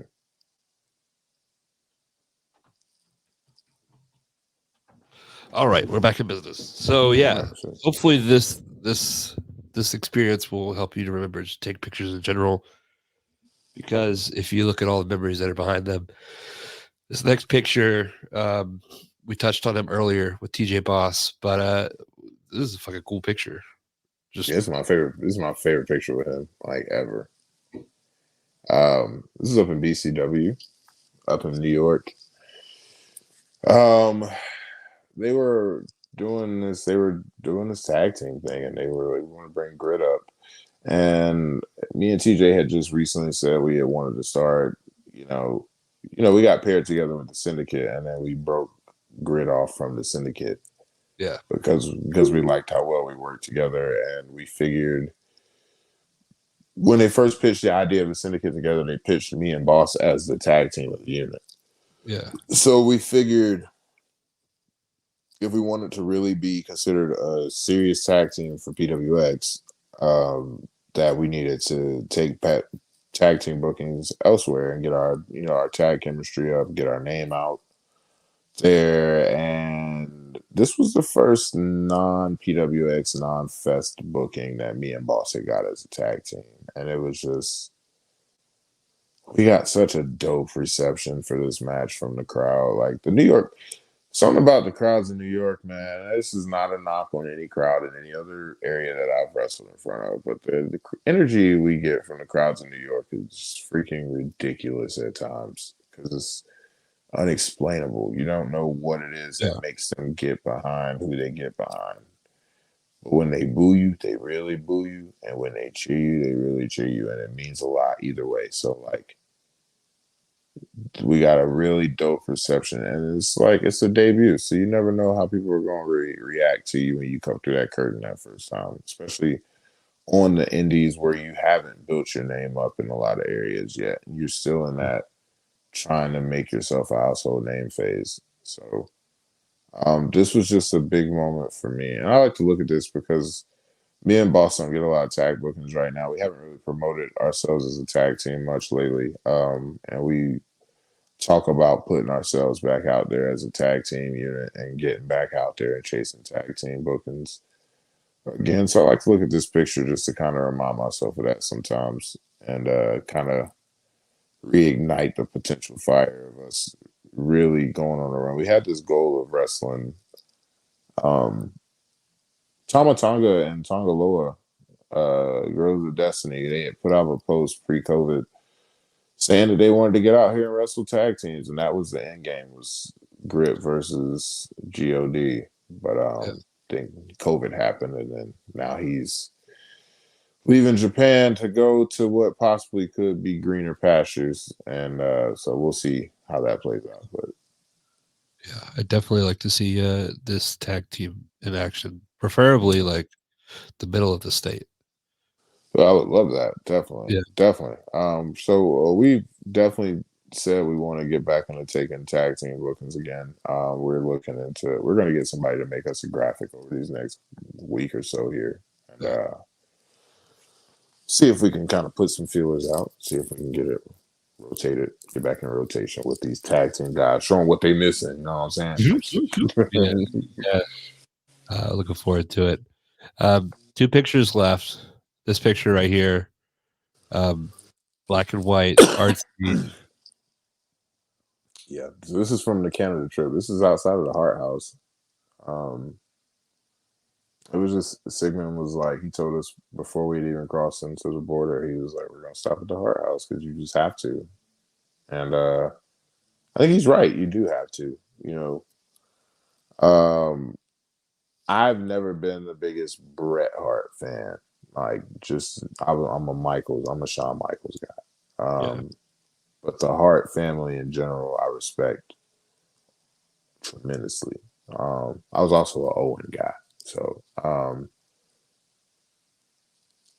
love and respect everything the Harts have done for this business, in and out of it. So, like, I think this is a good stop to make. Like, you can't go inside obviously. But it was just dope. And then once again, I always think I'm cooler than I am. So I always try and do some type of dope pose. And then after the picture's taken and we've gotten away from the scene, I'm like, that was a stupid Mhm. pose. So I, that's what I we think it get. holds up. I think it holds up. Yeah, I guess. I don't know. I just feel like I've done better poses. And then, but this is a dope picture and it's cool. Like I said, I don't take a lot of pictures. So then when I remember to take them at good moments, it's always me. So this is cool.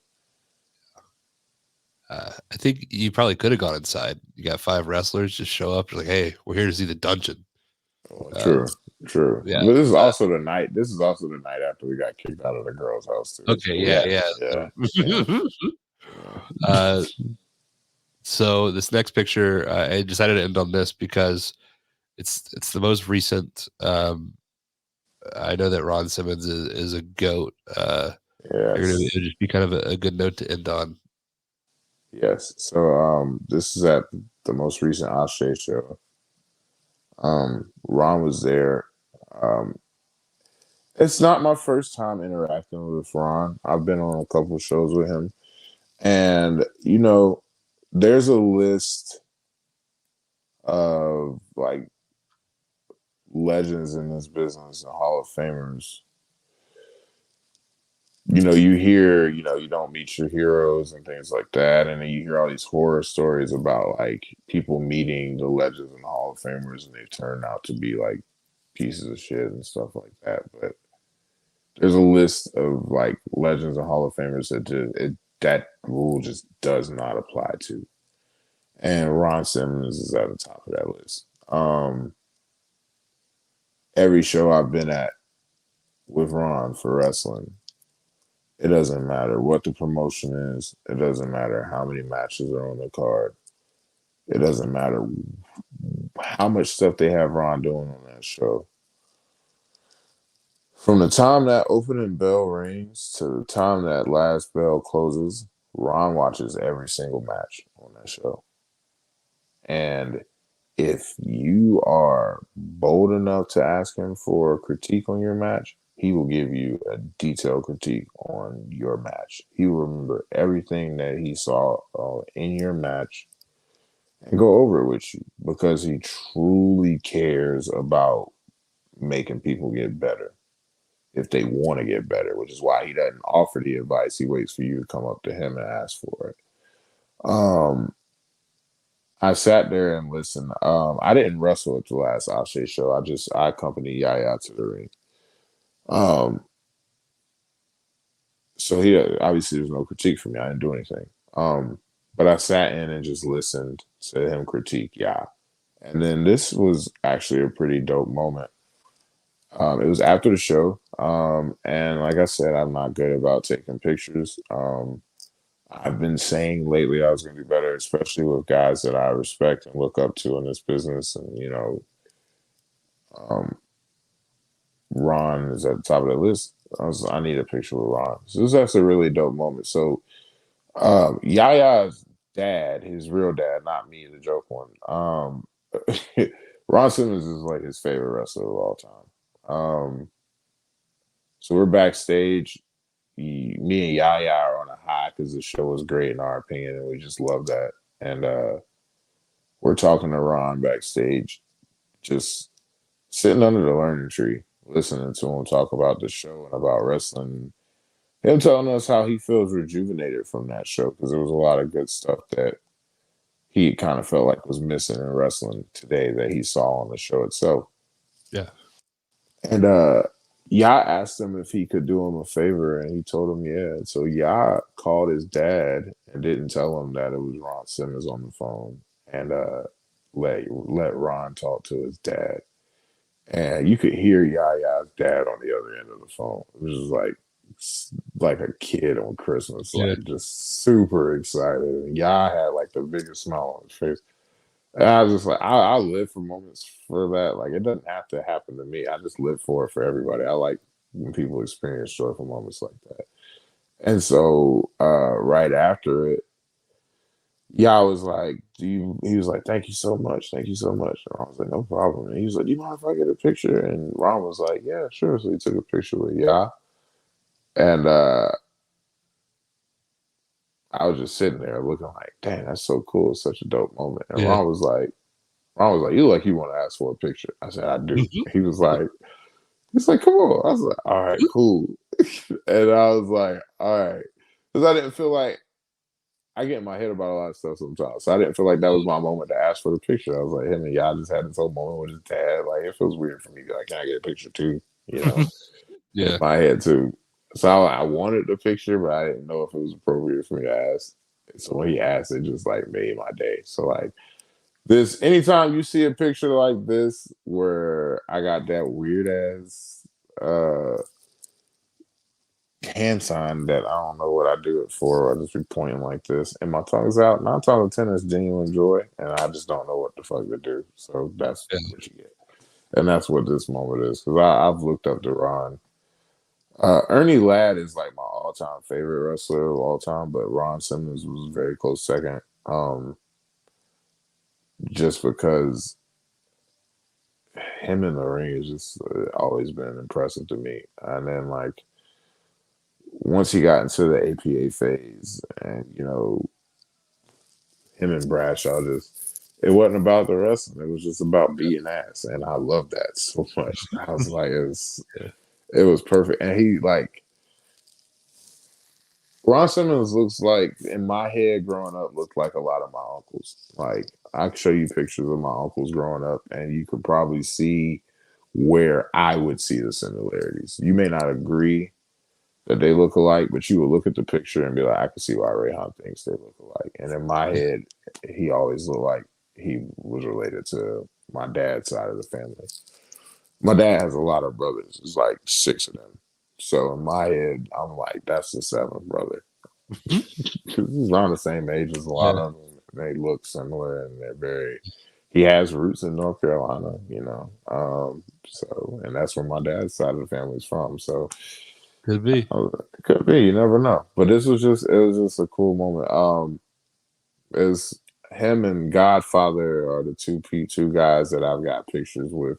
Him, Godfather, and Steve Austin are the three guys I've got pictures with in this business that are like from our childhood. That I was just like, I got pictures with these guys. It's so Mhm. cool.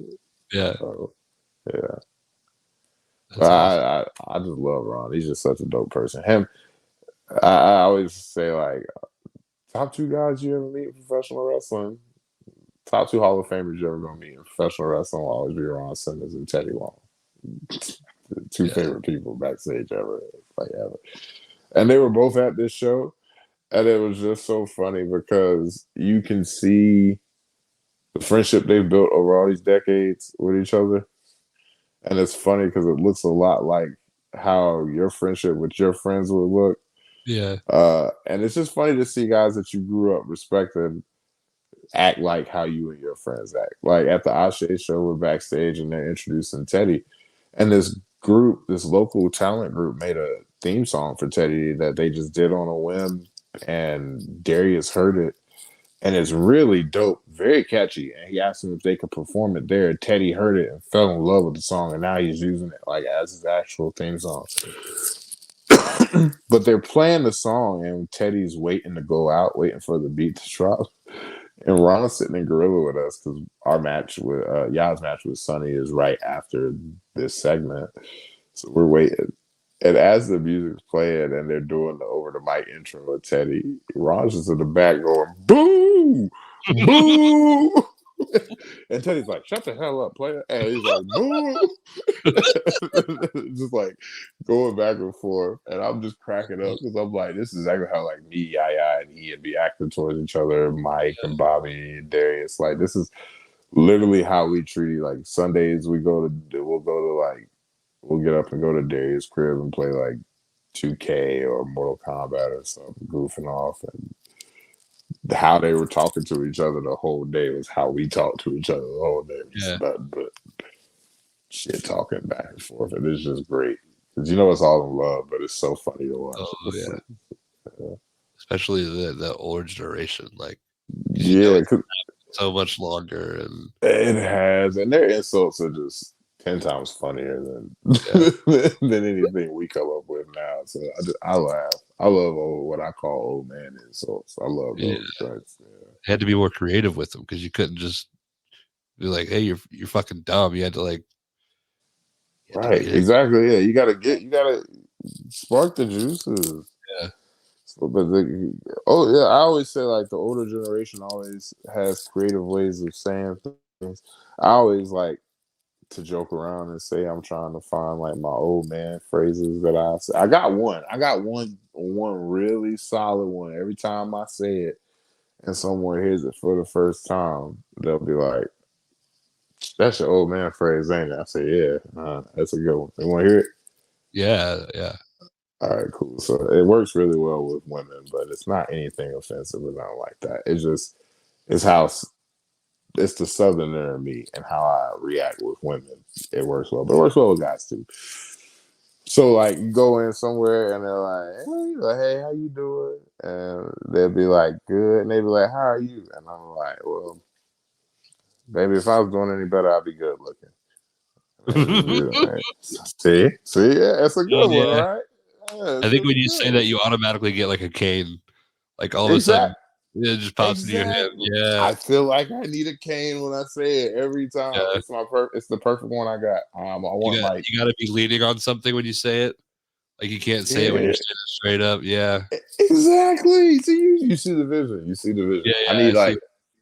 I need like 3 or 4 more solid ones that I can rotate in and out of, and I'll have achieved maximum of Reyhan maturity. I'll be full cream pop mode at that point. Yeah. Cream pie overload. Yeah.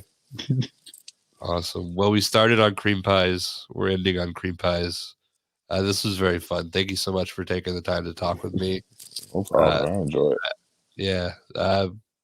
Where can everybody find you? There's a new Osh. Fuck. I'll let you say it because my brain just stopped. The new Ashe show is April 19th. It's the Cosmos show, ladies and gentlemen. Looking really forward to that. A lot of big names will be there. Obviously, Sunny Kiss making their return. Uh, Jet's coming back from TNA. He'll be there. I'm so excited about that. Him versus movie Mike. We got Culture Inc.'s debuting and Saeed Al Sabah, as we spoke, and Treehouse Lee Yeah. as well. And the tag match is going to probably be really hard to follow. But it's going to be great. Kiera Hogan's returning. Danny B's returning. Uh, In-ring debut for Ashe for Billy Dixon. Darius Carter's coming back. Like, it's going to be a fun show. And we got Spray Baby on commentary. It's gonna be great. It's gonna be a good show. We're gonna have a lot of fun. Have a lot of fun. I need to make it out to one of those shows. It's harder Please now. do. Yeah, because I've got like a You little got a child. baby. Yeah, Yeah, yeah. you got So, a baby. but yeah, like I haven't had Jack in the Box in so fucking long, dude. I understand the struggle, brother. Yeah. But yeah, this has been great. Make sure you check out that show. Really just cool thing that's going on there. So if you don't make this one, make the next one. But go out of your way to absorb that content. Check out Reyhan everywhere. Check out his promos, which I think are at the top of the game Thank you. anywhere. Going all the way back to NXT against Macho Man Randy Savage. But yeah, if you're a booker, book him to come to the middle part of the state. Yeah, Please. it's fucking Book me to come everywhere, but middle part of the yeah, state too, yes. yeah. It's obnoxious that the western part of the state gets to see it more than everybody else, and I'm sick of it. Yeah. Thank you so much. I'm excited for this to come out, and yeah, man, of Thanks for having me, man. I appreciate it. course.